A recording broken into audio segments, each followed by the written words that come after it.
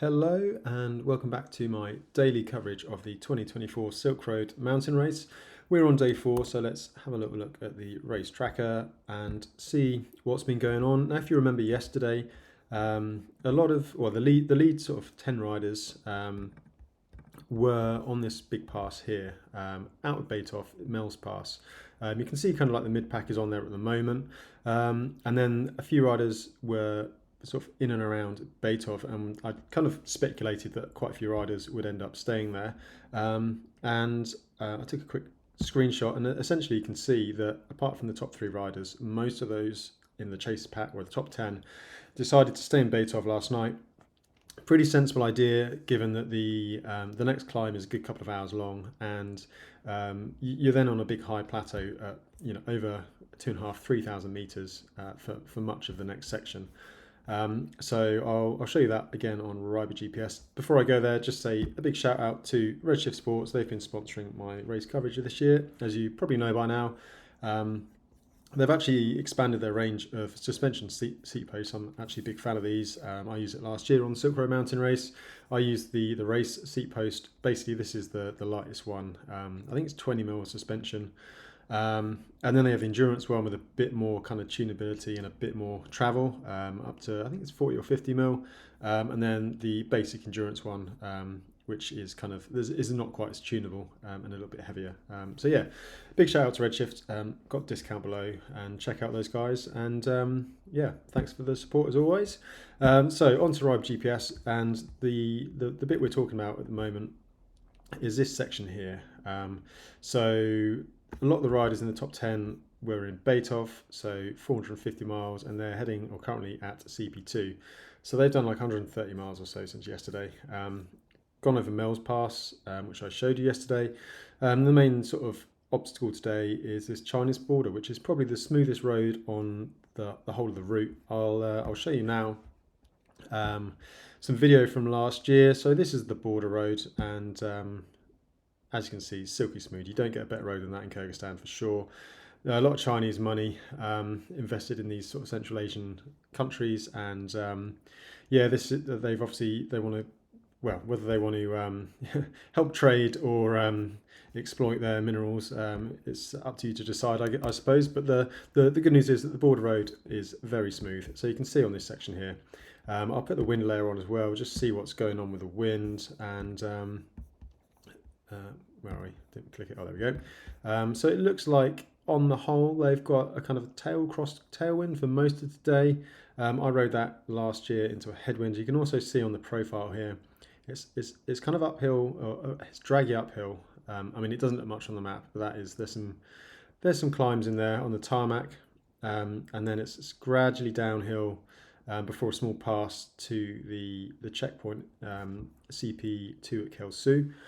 So the riders would have had a relatively easy day in terms of wind direction and surface. However, they're at 3,000 meters, and anything can happen with the weather. It was cold up there last year. So last year I got to the road in the dark. So this is the section that wrong run. That's the tarmac, obviously. This is the dirt road just before, and yeah, it just takes a long time into the headwind, slightly uphill. And as soon as that sun went down, it went below freezing. It was -2 by the time I hit the tarmac. I camped at the side of the road. Again, 3,000 meters. I think I slept over 3,000 meters pretty much every single night. Well, no, I think it's 5 or 6 nights of the 7 I slept on the race last year were over 3,000 meters. So yeah, temperatures change quickly, and even during the day it wasn't super warm. The wind was quite cold. They're blowing over high mountains, and there's not much in the way of resupply. There are some river crossings. Well, it depends on conditions, but you can see here that a lot of them are quite dry and wide. There was one river crossing I had to do, which was pretty much rideable. But if it was in flood, if there's been a storm, you can imagine all of this could be filled. It could be quite tricky to get through. So yeah, lots to think about on that section. And then the riders will get to CP2, and this is CP2 in this amazing kind of valley. You can see the snowy peaks in the background. Behind that is China. And yeah, this is like a little yurt village up there. Some tourism, a lot of kind of cattle grazing. And yeah, this is kind of what you expect. I mean, it's not like a 5-star hotel by a long way, but you can get a bed, you can get some warm food, and they'll have basic resupplies like chocolate bars and things like that, water, and maybe like Coke and Fanta and things like that. So yeah, I imagine it's in probably the same place this year as well. So yeah, that's what the riders have faced, or certainly the lead riders have faced in the last since yesterday. So first rider there, Thomas Schwemberger, he's just left by the looks of it. You can see if I zoom in, there's a little bit of an out and back to and from the checkpoint. Joe Nation's just left, he was second. Rufus Wenlock, he's in third. At this stage, it's really close, and I suspect we're going to have a bit of a consolidation again this evening. Naryn, he's not far off. He's just on the last little pass before you get to the checkpoint. Then we've got Ron Rosman, our Dutch friend, and Angus Young. Angus is probably a couple of hours away. Angus and Vlad are pretty close, 5k. Great to see Vlad up there in the top 10, 7th position. Obviously one of our local riders. Omar, you remember he was the first checkpoint. I did suspect he may have gone out a little bit too hard. But he seems to have recovered. He's just on the end of the tarmac, so he's going to be onto the dirt road quite soon. These guys will probably want to consider sleeping at the checkpoint now. But everyone else, Angus, probably Vlad and Angus onwards, if they have a quick resupply, if the conditions are good up there, they'll want to push on, and there's a good chance they can get to Naryn. Now, Naryn is probably the biggest town, almost a city on the route. It's known as Scratch City because, as you can see, it's a junction of all the big roads, and if you're going to scratch, that's quite a convenient place. Well, it's not really convenient to scratch in Kyrgyzstan, but that's the most convenient place. There's buses back to Bishkek. There's hotels, there's shops, there's restaurants there. So yeah, I suggest that this race is going to stay really close for another 24 hours at least. All these guys, if they've got any knowledge or done their research, they'll know that they want to push off and they don't want to be sleeping up high again. So Rufus, Tom and Joe, they slept at 2,500, 3,000 meters last night, whereas Naryn, Ron, Angus, Vlad, they all slept down in Beitov, which is much lower. So they would have had a better sleep. And if they can all get through to Naryn, again, that is much lower in the altitude. I'll show you on Riber GPS, get rid of the layers. So Naryn, you can see this is the old Soviet road, real tough hiker bike. And then they drop downhill, a small tarmac pass, and then downhill all into Naryn. And you can see again, it's pretty low. So they'll be able to have a good rest, and then that sets them up for the second half of the race. And I think the second half of the race is where this is going to be decided. There's some big passes coming up. We've got the Arabelle Plateau, again really high, one of the highest places. The plateau just under 4,000 meters. I really struggled on that last year with breathing and just moving forward. Everything's an effort, and it gets really cold up at that height. So you've got Arabelle Plateau or Arabelle Pass, then Tossor. And then Shamsi. I think the race is going to be decided somewhere, I reckon Shamsi, somewhere around Tossor, Shamsi. Someone's going to get over a pass ahead of the other riders overnight, and then they'll just have that one pass between them for the rest of the race. So I suspect that is what is going to happen. We'll have to wait and see, but it's going to be a real tight race. There's no kind of real big names in the race this year, but lots of strong guys who seem to be very closely matched. And as we know, these races are getting more and more competitive. Further back, so Hannah Simon, she's doing an amazing ride. She's up to 13th now. She's our lead woman. She is ahead of Emma Mizale, who's down to 20th now. So Hannah has a lead like 50, 60 miles. So Hannah's doing great. She's not that far off. She just started the tarmac.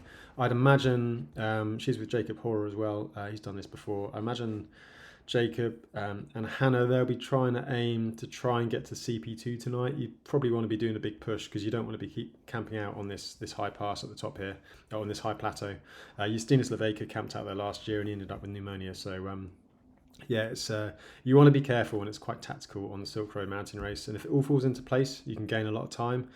But if you kind of if you have issues, then it's you can lose a lot of time, or you put a lot of effort in and everyone just catches you anyway. You can see here Dan's Marsmans, he was leading early on. Looks like he's heading directly to Naryn, so I assume that's a scratch.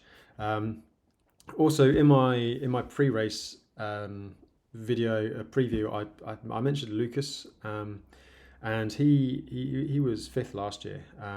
But he was uncharacteristically low down in the rankings early on, and I wonder what happened. But he got in touch yesterday, said he started the race with a fever, and he's just not been able to recover, so he's had to stop, which is a real shame because I thought Lucas could do a good ride here, given his experience and strength. But yeah, not to be for Lucas, unfortunately. So he's scratched, but he did say he's going to be out. He's hopefully going to catch some riders on the route, and might send over some videos. That'd be good for some on the ground reporting. So keep an eye out for that. So yeah, that's pretty much it today. Still a bit of a stalemate in this race, but I think over the next couple of days it's going to get pretty interesting. So yeah, let's keep an eye on that. Finally, not much in the way of social media, just because of the remoteness of the route. There's not always a lot of signal, so I expect we're not going to see much until the riders start getting to Naryn. So hopefully tomorrow we'll have a bit more in the way of sort of Instagrams and things. This is the official feed. That's Hannah Simon. So yeah, that would have been probably on one of the passes yesterday before Beethoven. You can get ice creams in the shops, so it's Mel Webb. This guy's, who is it? I'm not sure who that is, but he's taking cappuccinos with him. So yeah, bit of luxury. And yeah, there's no bike shops on this route, so you've got to make do with what you can. You're not going to buy any tyre. You've got to get it fixed. And the locals are very, it's not just tourists that have these problems. It's locals too. They learn to fix things, and I've often found in more remote areas when I've travelled, not just Kyrgyzstan, everywhere, that they're a lot more resilient, and they fix stuff and make stuff work. It's never a problem. So it looks like someone's got their tyres stitched up and repaired, and hopefully they'll be able to get around and complete it. I should also mention as well that the Silk Road Mountain Race has their own podcast, so Alan Shaw is hosting that. So check out the Silk Road Mountain Race Instagram, and there'll be links and stuff to the podcast there for some sort of more on the road audio. And there we go, there's Alan making this podcast. So yeah. And here's the checkpoint one. And if you're wondering where you go to the toilet, this is a long drop toilet, and that's where you go if you're lucky enough to find facilities. If not, it's behind a rock. So there we go. That is my update for day 4 of the Silk Road Mountain Race. Thanks again for watching, and I'll catch you again tomorrow for day 5. See you then.